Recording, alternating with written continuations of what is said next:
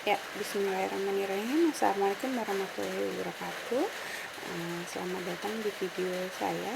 Nah, selanjutnya saya hari ini akan melakukan uji statistik untuk korelasi Spearman rank. Jadi konsep uji statistik di mana hasil penelitian yang dilakukan pada data ini adalah suatu penelitian penggunaan pelvic rocking terhadap nyeri dan lama persalinan. Namun kita akan memiliki suatu hipotesis di mana semakin tinggi nyeri itu akan berkorelasi dengan semakin tinggi kontraksi itu akan berkorelasi dengan nyeri persalinan, gitu ya.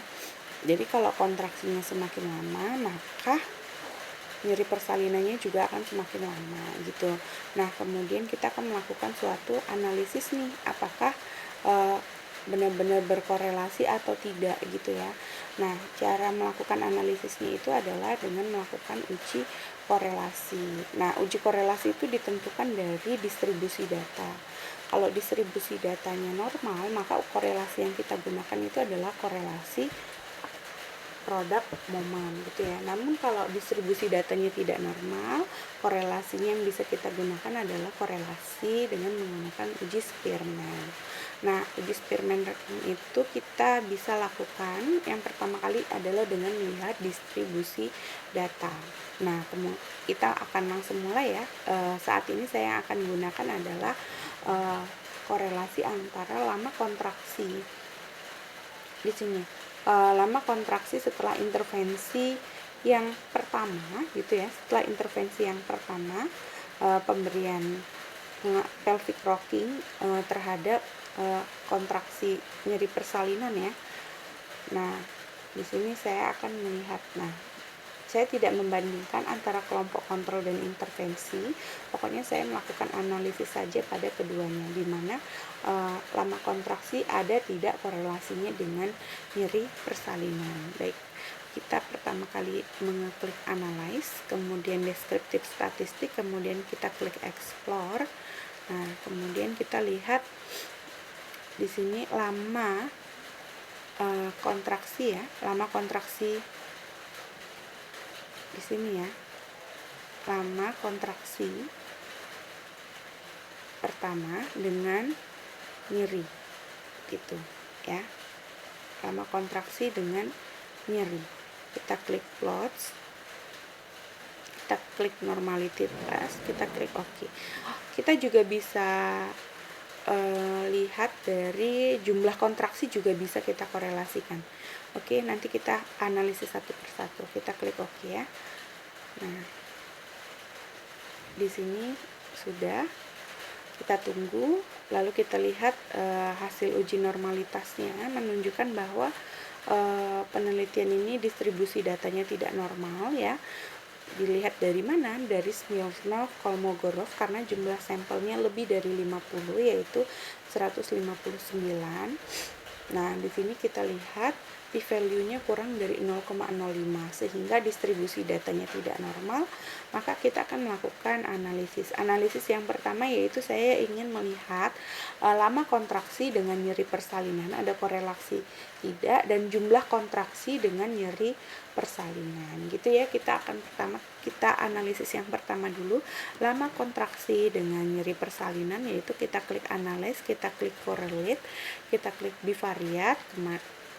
Pertama kita masukkan lama kontraksi pos 1 dengan nyeri persalinan. Nah, kita masukkan ya.